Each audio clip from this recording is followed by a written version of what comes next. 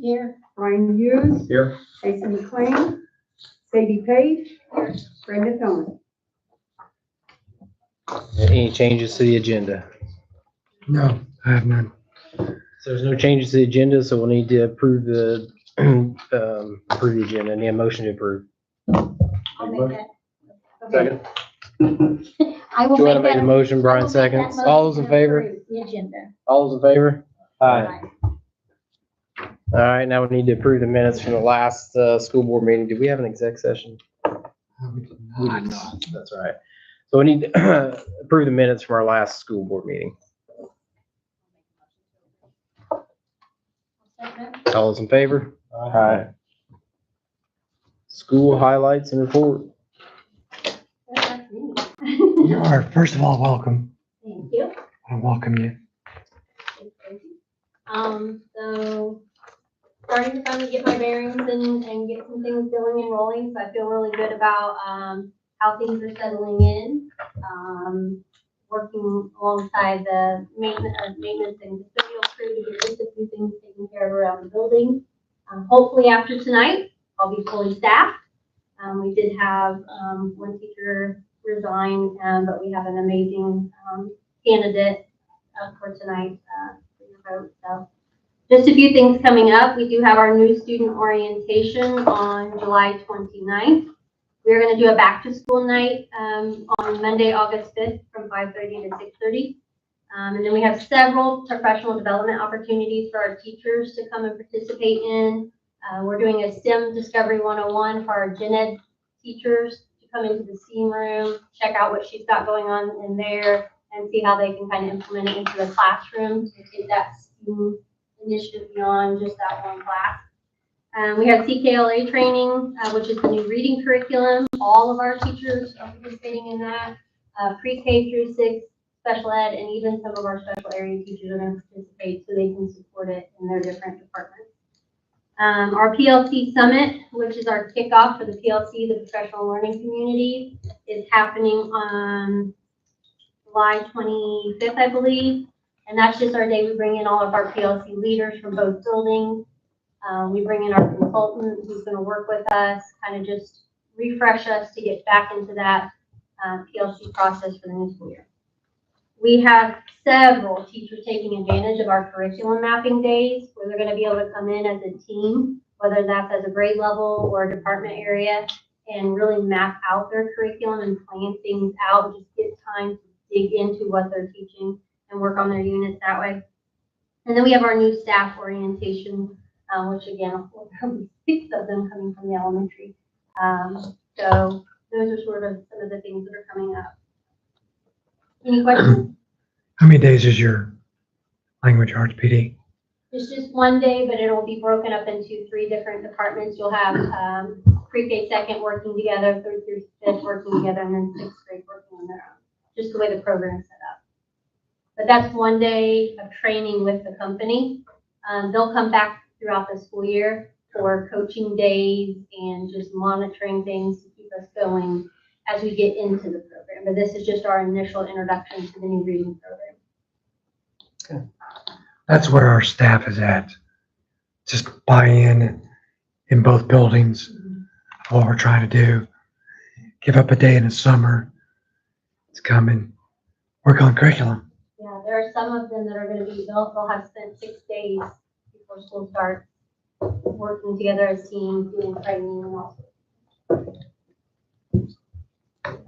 Good stuff. Monty is in South Carolina, taking probably a well-deserved vacation. So not a lot going on in high school. Same stuff, back to school stuff, some curriculum development. Anything else you know of in high school? Summer football, weightlifting, other than that. And from a superintendent standpoint, we have 5 in our office now. Today, Paul was 6. So it's been great. Brian's been working since prior to July 1, but we had great discussion today on budget and insurance. Christy started officially Monday, what's today, Tuesday? Monday. And we're moved into our office, finally. Front wall's falling down. We're moved back into the office. So things are going good in the corp office. We don't have any public here, so move on to corporation policy review. Yeah. In your packet, I provided you our bylaws on a school board vacancy. Because we're gonna have one, for sure. So basically our policy is, it's like we did in the past, that we publicize there's an opening, people apply, and we interview in front of the board. And then the board gets to pick the candidates in public, not secret ballot. In public.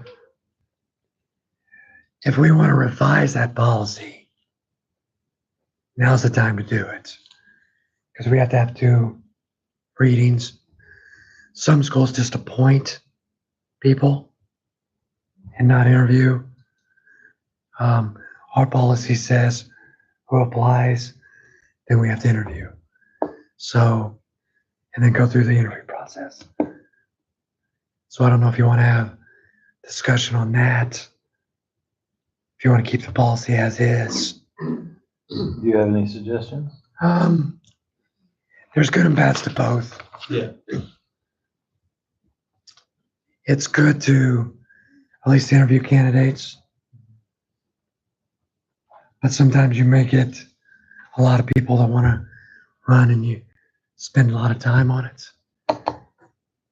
Sometimes it's good to appoint if there's somebody in the community that we think would be really good. Obviously, we would still bring that person in and interview. Just saves a lot of time. So I can argue for both. I think if we single some people out and ask them, I think that's always good. Under our current, we have to ask them to apply and then we have to vote under our current.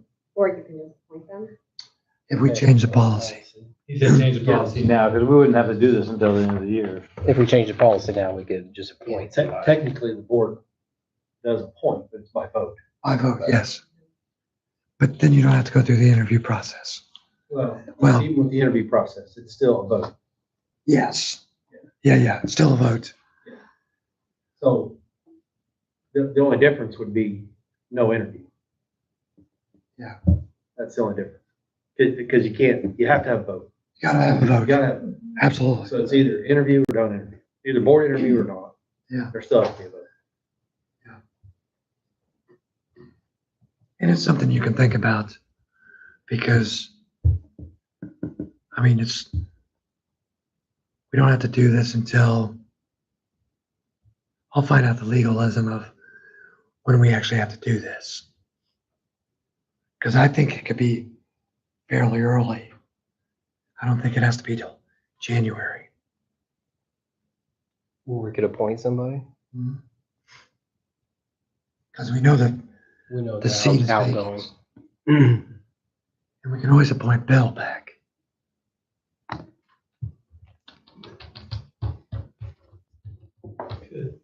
He could decline, but we can always. Okay. So there's no vote on this. We just discuss it. I'm gonna throw it out. Going back to that appointment thing, you still then, I mean, you said there's no interviews, but you still gotta go out and, you still gotta do the legwork to find somebody and get some, I mean, right. Approve Yeah. somebody. Yeah. To a point, and then the board has to approve. And in my case, Probably- somebody who's geographically in that area. It has to be in that Oh, yeah, you have to be from the, from that area. from the township. Yeah. Right, in my case, yeah. Or my seat. This is the at-large seat. Right. So the difference would be somebody out in the community we know, you know, that would be interested. We seek them out, bring them in, and then take a vote and appoint them versus advertise it. People apply, you interview 5 or 6 to how many people apply. Then you vote on who you want.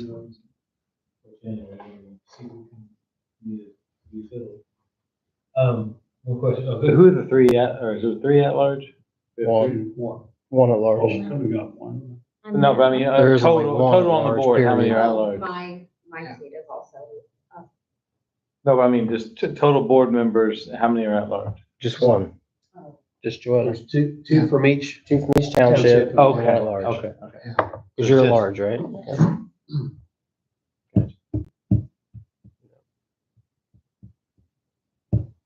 Where do you live? Joy? Where do you live? Eugene. So Jason would be the other Eugene town. Jason would be Eugene Township. I'm just thinking. Forgive me. I'm just. It has to be, Yeah. you get a little strategic. I'm just it doing a has to little be from your, in chess terms, but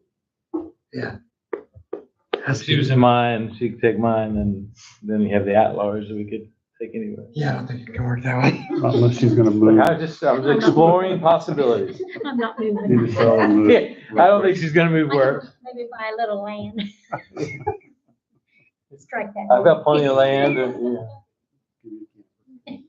So once again, we don't have to decide anything tonight. Cause I'll bring it back on the table in August. And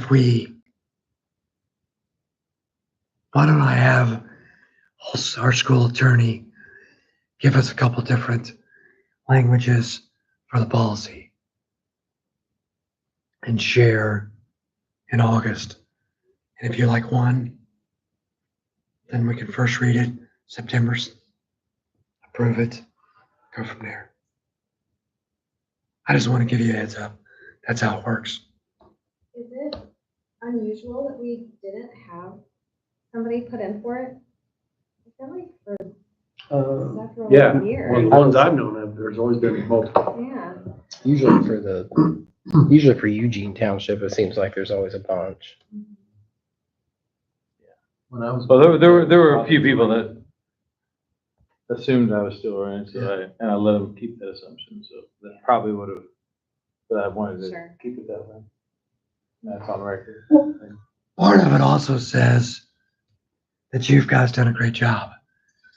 And there's not a lot of controversy out in the community. And so when things are going well, finances are good. There's not a lot of uproar where people want to run for the board. So.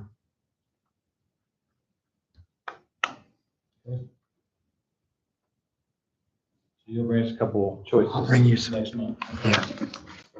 Yeah, a couple choices of policy. Right. I will bring you choices. Yeah.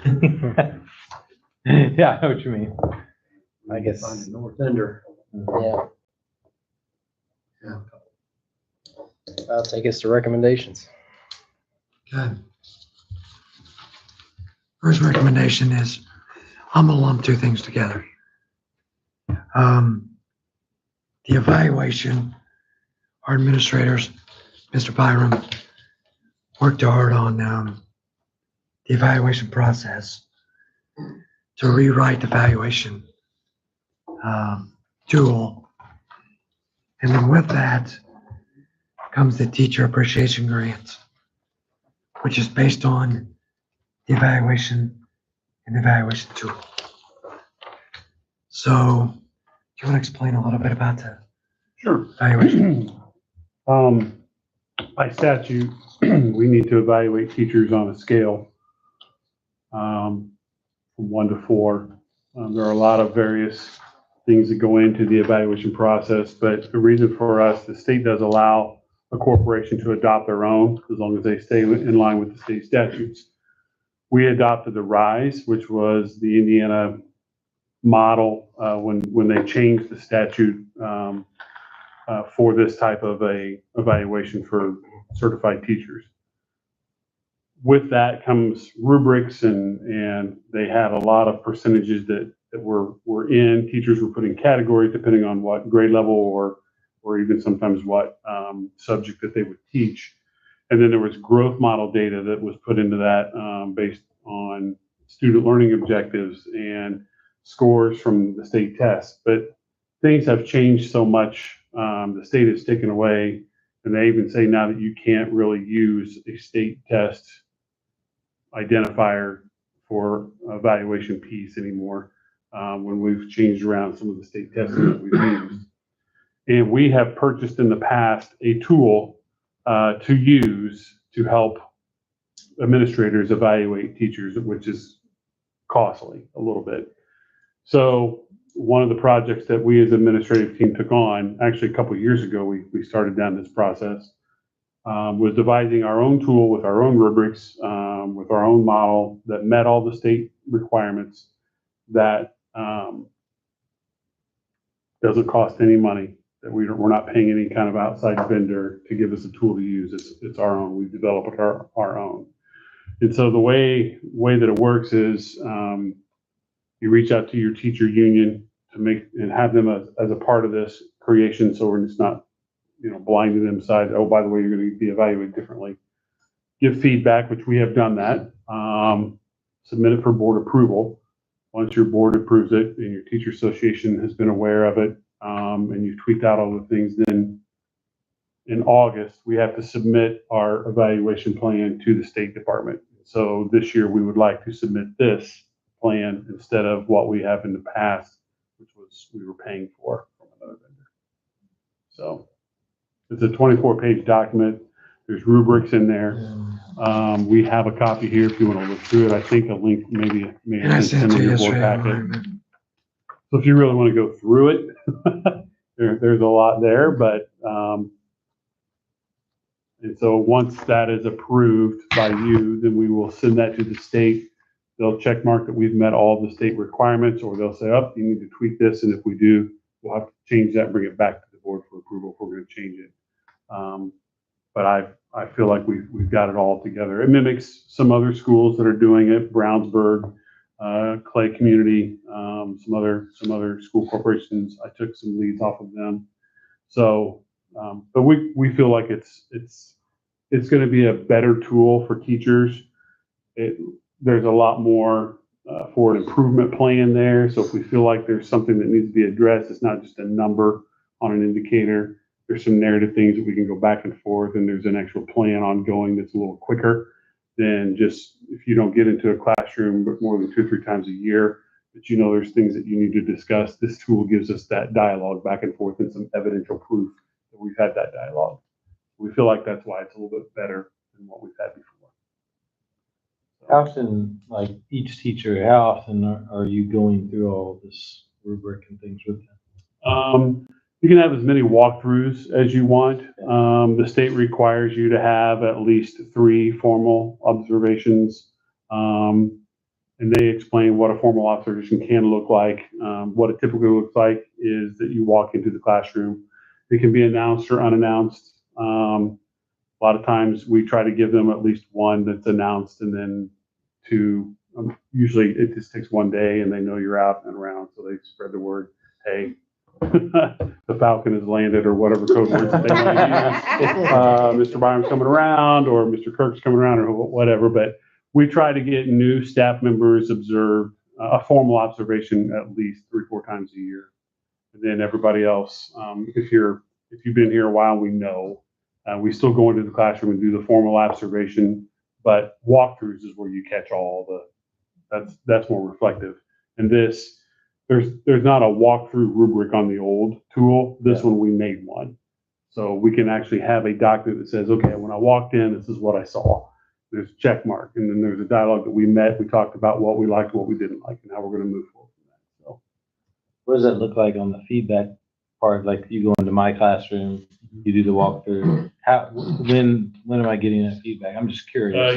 You only have, I think it's 10 days to have a post-observation meeting.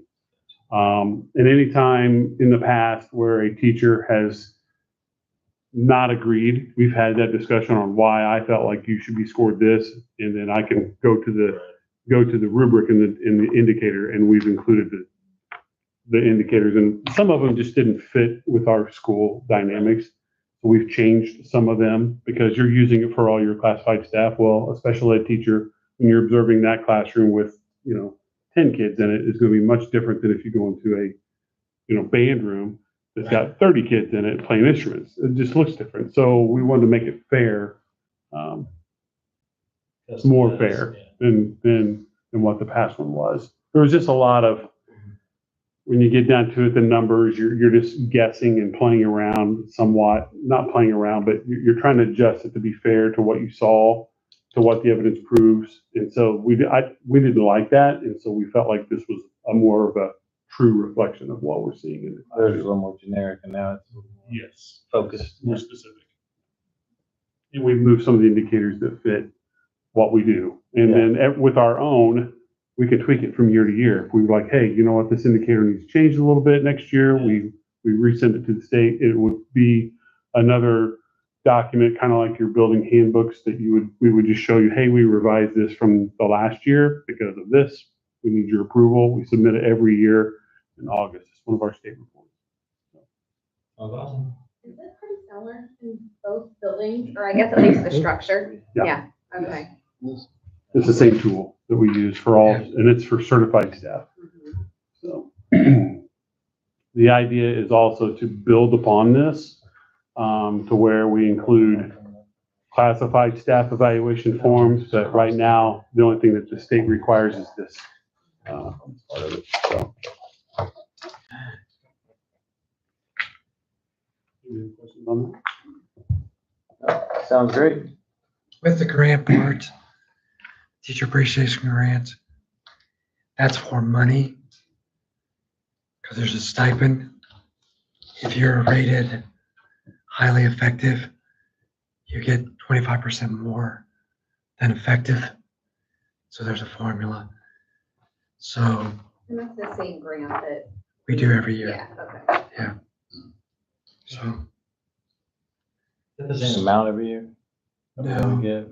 How's that? state gives you X number of dollars every year. So then it's based on how many fours, how many threes we have. So there's a formula that it takes a bit to manipulate it. So we will need a motion to approve the teacher evaluation plan and the teacher appreciation grant policy. I'll make a motion to approve. I'll second. All those in favor? Aye. Bill, to answer your question, this is from the top of my head. The last couple of years, I think somebody that's been highly effective is up in the $700-800 range. And somebody that's effective has been high fours or fives, 100. So it normally comes out in December. So they get in their paycheck right before Christmas. So that's pretty close money wise, I think. In the past. Okay, corporation bus routes. These are just our bus drivers. Same as last year. Wayne Bush and Luann Denham. I probably misspelled it. Are tag teaming it again this year. They did a great job last year of communicating with each other. And so they're going to continue to do it. Bus 6 has been dissolved. And then, if you remember last year, 3 routes took that 1 route over, and we gave them a little bit more money. So that's happening again. Special needs drivers staying the same as last year. Vocational route staying the same. That's our subs. And just some various information. Our contract says if fuel is over $3.50 a gallon diesel, then the escalator kicks in. All of last year, we paid the fuel escalator. I'm assuming, again, we're going to pay the fuel escalator. Just, I don't see fuel prices until January. Maybe.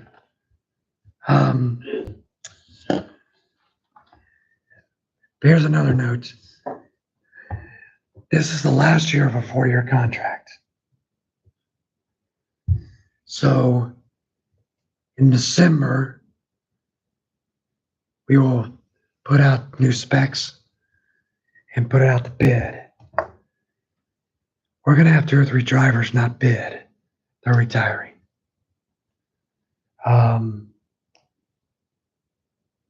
So we're trying to figure out how to brainstorm that issue to still offer transportation.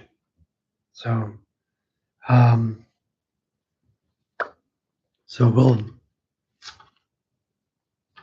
we'll cross that bridge when we get there, I guess, in December, January.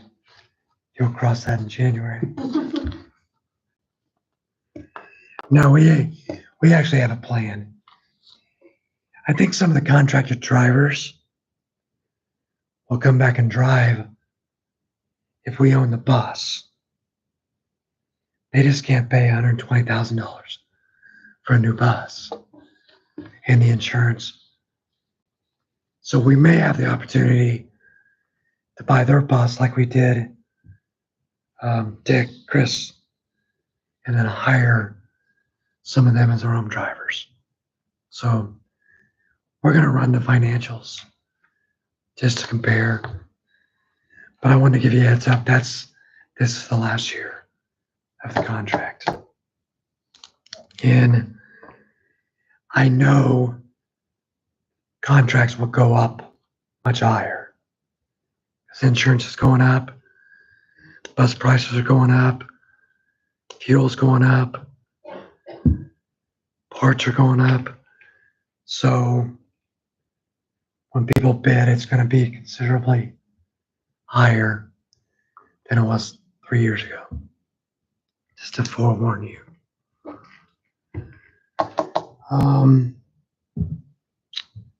Driver shortage. John can speak how hard it is to get a license, CDL license, let alone a bus license. It's becoming ridiculous. One thing I do want to do is before the start of school, we have 2 drivers, corporation drivers. We pay $85, $90 per route. Other schools are at 100, 110, one's at 130. I'm going to ask you to allow me tonight to increase the salary of those 2 drivers between $5 and $20 per route compared to everybody else. And I would bring it to you in August, but we've already started school. So I would prefer to have the authority to ballpark it and give them, if Covington's paying 100, Southern's paying 110, I don't want ours to be 95. So These are for our local routes. that's just for our 2 local. routes. It's for Route 1 and Route 5. So I need approval of the drivers, the routes, and authority to increase the routes from that range, $5 to $20. All right, so we'll need a motion to approve the corporation bus routes, drivers, and an increase in money for the local routes. All those in favor? I will say, we have really good bus drivers. I'll say, Dan, that something like question on, because I'm seeing in other places and hearing it, getting a bus. And so you don't want to sit on this too long. You might think next year's a whole year, but don't get into that year very far. If you find yourself needing a bus or two, and you wait too long this year, you won't get it. I can tell you that. So what you do with reorganization is important, and I think you need to start as soon as you can to solve this problem. And I think what helped us last year, we bought Dick's bus. We kept our 12-year-old bus, and it has to be inspected twice. But we only have 2 bus routes, but we have 4 yellows now. So that helps. But you're right. Especially if we can buy a contracted bus, for next year. Because trade-in value is nothing for those buses. So that's what we'll try to do. So good point, Paul. All right, the MOU. This is from the high school. It's our tobacco prevention and cessation. You can read through it. I don't find there's anything on here that would keep us from signing it.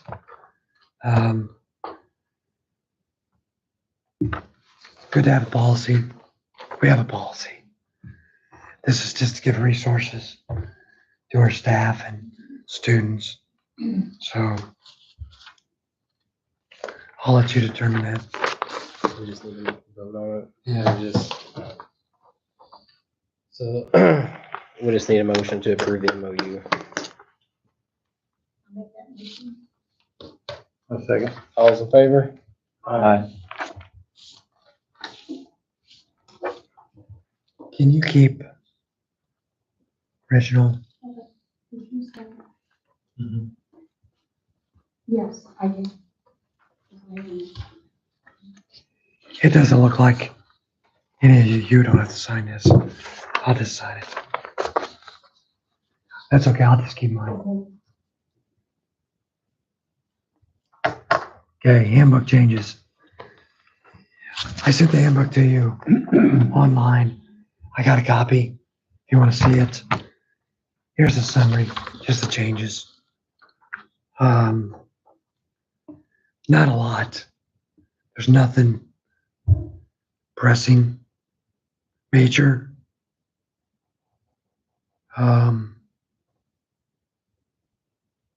Cell phone policy is statewide.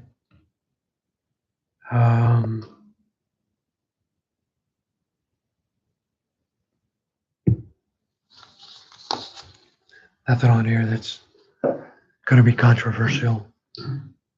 So I need a motion to approve the junior, senior high school handbook.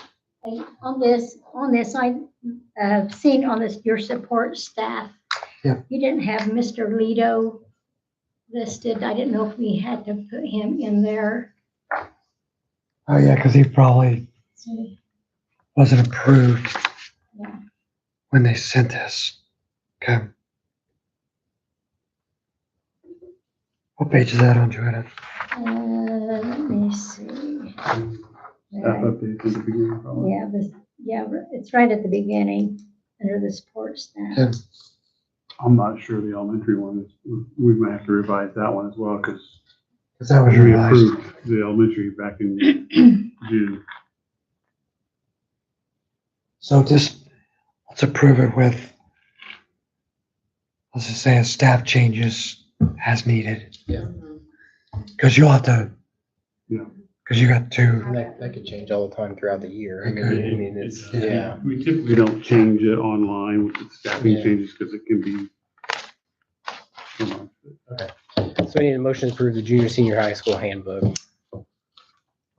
With changes. with changes, if need be. I'll second. Nope. All those in favor? Aye.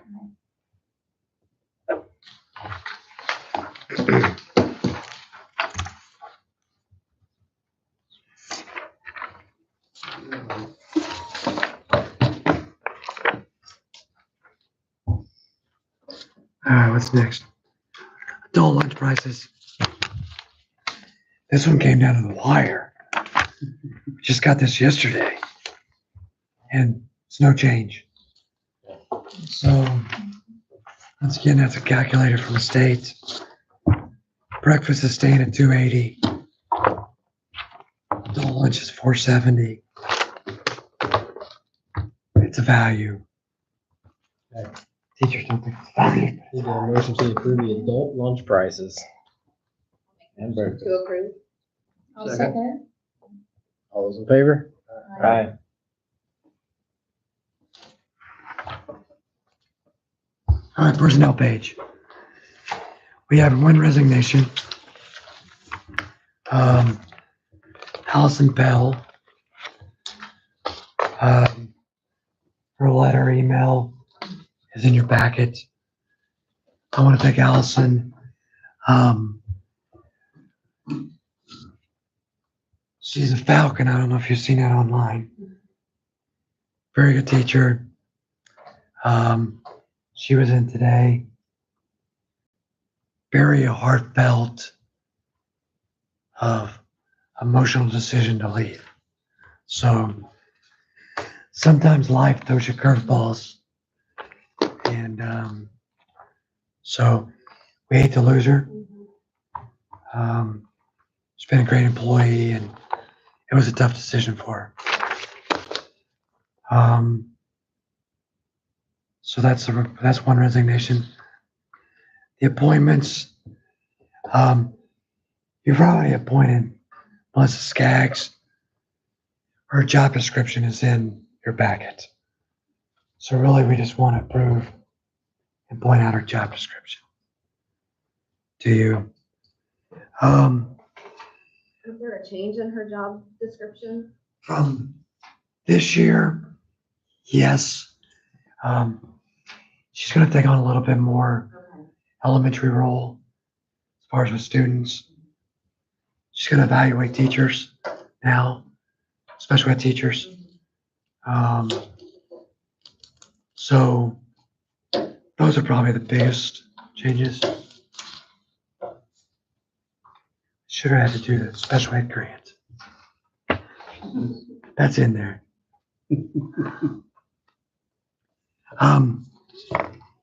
The dean of students and the student service person.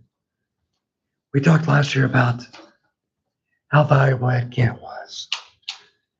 And we talked about last meeting how that would really work in the high school, and you actually gave us permission to advertise that position.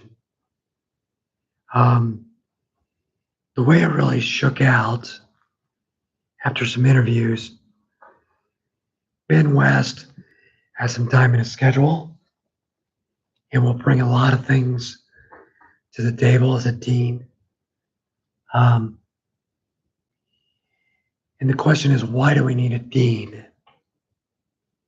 And we lost a curriculum coordinator that was very valuable to the corporation. Kim Britton's strength is curriculum and instruction. And as her current role, she was doing 85% discipline and management, 15% curriculum and making teachers better. Bringing in a part-time dean that can deal with, you're messing around in class or you're disruptive or tardies. She can now do 85% of teacher instruction, working with teachers, working on best practices, curriculum, and 15% of the major discipline issues. So all we've done is flip the script. And it works out well for Ben because kids love Ben West. He's taken the band from 4 kids or to like 50. But it's not a full-time job. So he has about 4 periods in a day that's free. He's free. So it's a perfect scenario. He wants to do it. He'll be great at it. It's a win-win for our teachers. Our high school teachers have been in this summer meeting with Kim 4 or 5, some of them 6 times. So they're so excited of growing academically. It'll pay huge dividends. Yeah, and I do have one question, I guess, or Yeah. comment. So I think one of Kim's strong points has been the social emotional piece of Yeah. things too. So what's been experience with that? Or will Kim still kind of have some of those responsibilities? Ben, yes, she will have some of that responsibility. But Ben West, for you to grow a band from 5 to 45, it's all about the relationship with the kids. So he has a great relationship with the kids. He was actually going to be our head Kent 2.0. He's that good. Well, we also have, what's his name? No. Head Kent? Yeah. Yeah. Oh, yeah. Yes, part of that. Yeah, that's true. So he's going to focus on, Ed can focus on a lot of different students. So this is a win. Kim's still going to keep her hand in it because she can't not. We had a conversation with Kim yesterday about, okay, what do we want to do with your compensation? She's like, I don't care about that. I just want to get teachers to grow, help kids. I mean, she's in it for the right reasons. Sure. So I don't see that dropping off.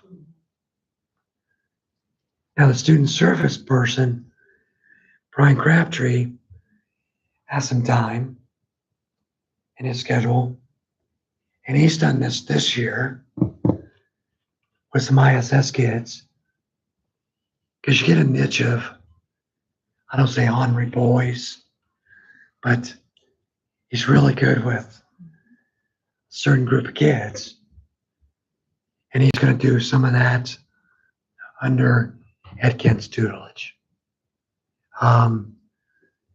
So those 2 positions will really deal with a lot of social, emotional, discipline issues. Him working with teachers, not only academically, but with classroom management, will take some of these small things out of the office anyway. So those 2 are win-win. And very little cost to the corporation. Clint Burney, you know Clint, don't you? He was a teacher at Fountain Central, got out the farm. We have a part-time social studies teacher.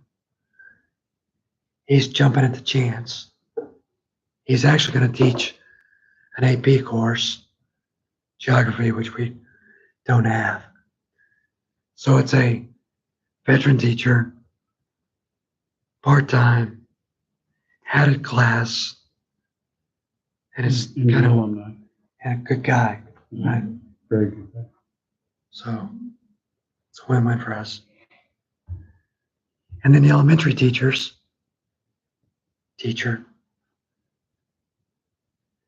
We lost a really good teacher. Here's the positive. The elementary teacher we hired last month. Mhm. She's from the area too, right? Yeah. We've interviewed so many people this month. Yeah, So but she's bringing our kids, every new hire we have new kids. yeah. So it's Andrea, right? Yes, Andrea. Pickerel. She works in Danville as a teacher. Georgetown. McKinney. Bismarck County. Lives in Perrysville. So she's local. Good evaluation. We have decided that instead of hiring first year teachers, that we can, if we have a veteran teacher, good qualifications, live in the community, let's spend a little bit more money, grow our own, since we got the money, and really improve our staff. So we're excited about. She reached out to us prior to there being a posting. Every person that we have interviewed for any position we've had over the past several months, they want to be here. Like they want to be here. From things that they've heard from other people to just the interview process itself, they're reaching out to us. They really like to come and be on our team. So she was thrilled and excited about it. She's going to be amazing. Isn't there another new sixth grade teacher? I can't. So She Jamie. What's her last name? Tutis. It's gonna take me a long I time know. to figure that one That's out. okay. Everybody has a different last name and I say them all wrong and I'm like, I'm really sorry. It's going to take me a second. So yes, she's also coming new on staff. So it will actually be an entirely new sixth grade team for us. One is a returning teacher, but she's moving from fifth to sixth. And then the two new teachers. Adrian taught sixth grade, but in a junior high setting at Bismarck. Mm-hmm. So she's used to the junior high type kids. She's actually, it's the exact same, would be the exact same position. She'll be teaching ELA and social studies for us, which is exactly what she taught over there for sixth grade. So, and the PLC process she is all about that and led a lot of that over at Bismarck. And her principal, when I called her, because her name was given to me as a reference, I called, she goes, I hate that you're calling me right now, because I know exactly why you're calling. So, she can highly recommend it. The other is coaches. I talked to Andrew Rodriguez. He's got such a young staff that you've already approved Logan Dawson, but Logan's going to split his salary and bring on Gage Woodard, which of course went to school here, played football here. So it just gives him another young kid. Doesn't increase the money, they're just splitting the salary. And number 7, sorry. This is the good month that I can talk. It's just for your information. Mr. Byram and I going to a insurance meeting tomorrow. Insurance rates are gonna go up. Which means we will have to reopen our contract. Let's do your contract to negotiate insurance rates, not salary, but insurance rates. So I just wanted to bring that to your attention. So that's a lot, so you can break it out, not. Work anything out or go all together? Okay. So I need a motion to approve the personnel page as stated. I'll make that motion. Second. All those in favor? Aye. I want to thank our administrator team. They've done a great job in finding candidates, hiring candidates, making our teachers better, instilling a culture that our teachers want to stay, and really focusing on what's important. That's the kids, the academics, social well-being. So you have really good administrators. So I threw this last page in here with Tim. Most of you have never met Tim. Tim's a grade school attorney. This is just shows you the firm. We went to a retreat, superintendent retreat, in the end of June. Tim speaks for 2 days to us superintendents. I meant to bring the book, but he makes us a little folder about all the new policies, changes. Does it for free. He actually sponsors part of our retreat. He's just a great guy. So I at least wanted to give you a little bit about his firm, what he does. His wife's a teacher at Elkhart or Concord. So just a great family. Any questions? Anybody got anything? I do have two things. I remember one of them. So Dustin and marketing, do we have like an overall marketing plan for the upcoming years? I'm curious if when we first brought him on, I'm hearing now that we have teachers making outreaches to us, if that has anything to do with the marketing and things like that we have been doing. What do you mean outreaching to you? No, not me personally, just reaching out to the district if we're seeing any value in the marketing that we put out there in terms of. Like she's saying, the Bismarck attracting Pickerel talent reached out to and- her. I mean, I don't know, that might be a stretch to be able to say things like that, but I'm curious if there's a correlation there. And then I guess the second piece is, what does that look like as we continue moving forward? Both good questions. What's been our return on investment? That's right. I think I won't speak for the administrators. I think lots of fires have been put out on social media. We don't see the drama anymore. It's hard to put a price tag on that. He still tracks all of our hits and it's everything. It's a coordinated effort. And it's just not random posts.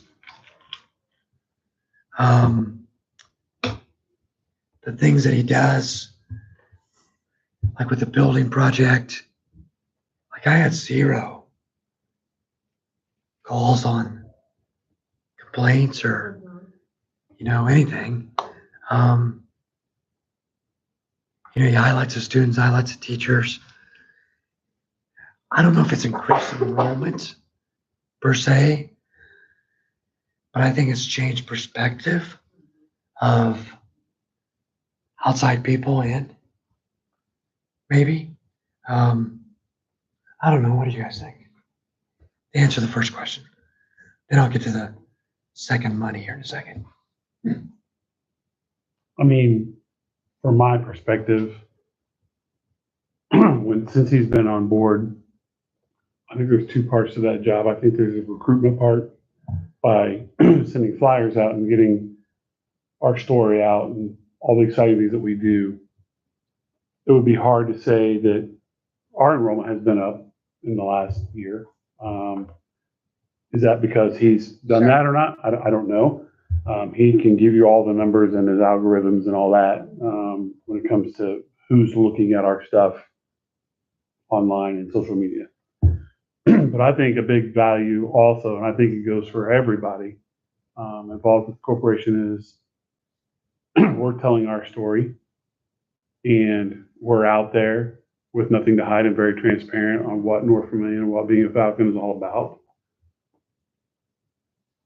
And I would say that alone has been really beneficial for us at the building levels.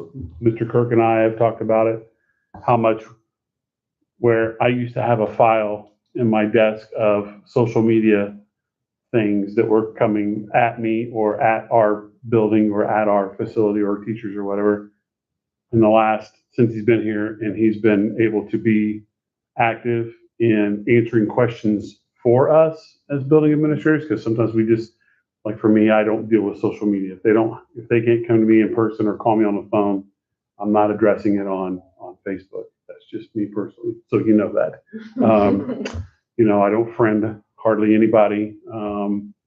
So he puts out, I don't want to say puts out fires, but he's able to explain things, or when somebody does come off a little bit questionable on something, he will call us or knows the answer already because of his, relationship with Mrs. Britton, to be able to answer that, and then it takes care of it. And that is invaluable. Yeah, agreed. I think being able to control that Yeah, narrative. and I don't want to speak for the high school admin, but I think for Mrs. Porter and myself, both at the elementary, on the roles that we've had, because there's a lot of things out there that can bring a lot of questions, from point A to point Z.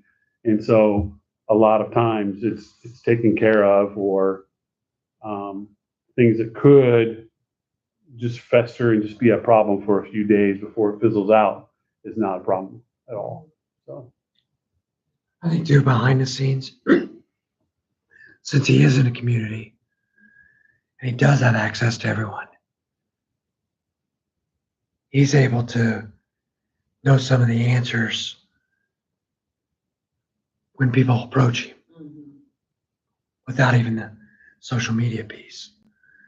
So it's different having him, much better than having a marketing company, because a marketing company just markets your school where he's living it. Yeah. And the kids. And so as far as the financial piece, I think Well, and that's, I don't know that mine's more so like the financial piece. I'm curious about going forward. One of the things that I thought of, I think I was reading in there that we're still not doing book rental fees. Is that right? I'm seeing Georgetown and Westville people posting on social media about, oh my gosh, how can I afford to send all my kids to, I can't even afford to send my kids to public school. So I'm just curious, are there opportunities like that for targeted marketing campaigns? Hey, I have these over here. well, the only way they could come from Illinois to Indiana is to move. Or sign a third or sign party. over custody to their kids. So,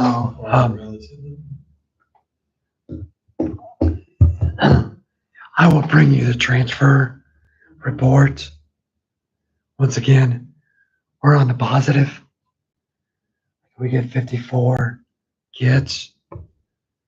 We get a lot from south to come north. And I will publicly say that again, that 0 kids that live in the North Vermillion District go south.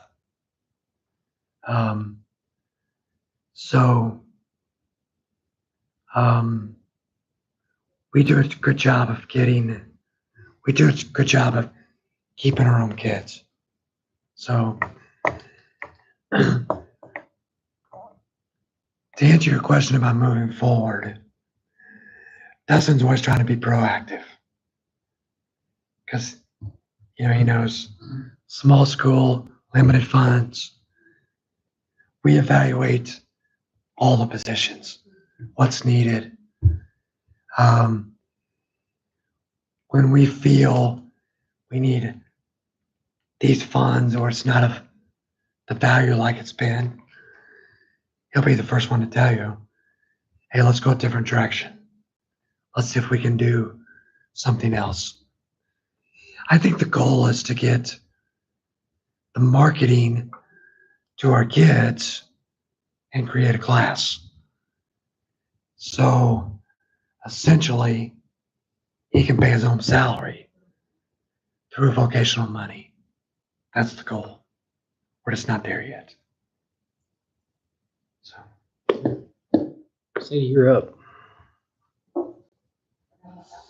she forgot how to do it. Yeah, I can do it. I can do it for me if you want me Okay, to. yeah, you used to I be a don't pro at this.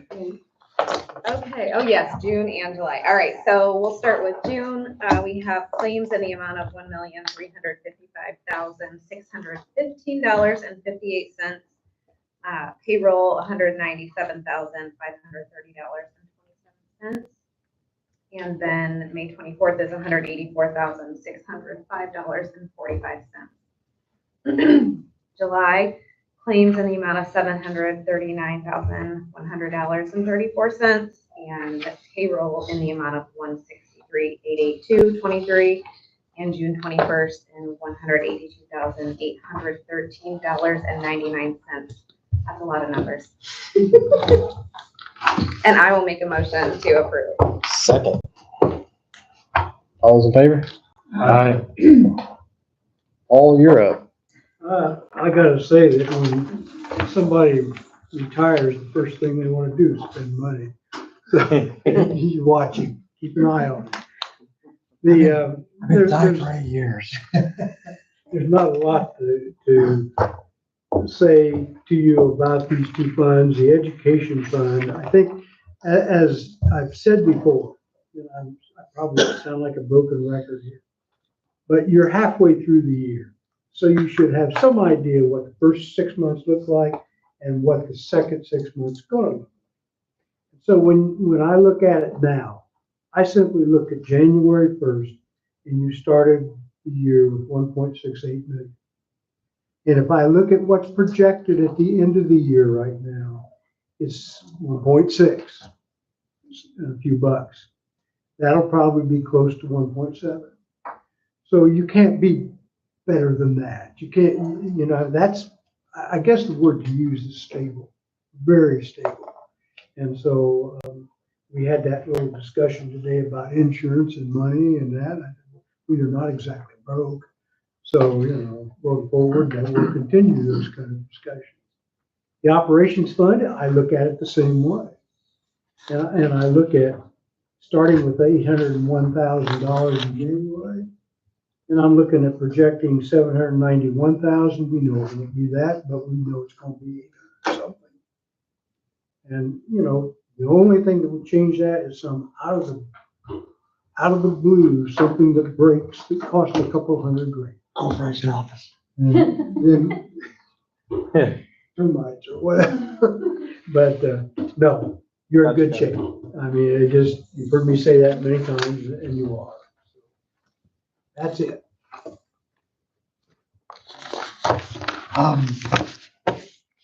Nancy, that works in our community center. They had their class reunion. 30, 40 years? 30, 40 years. A lot of graduates came back.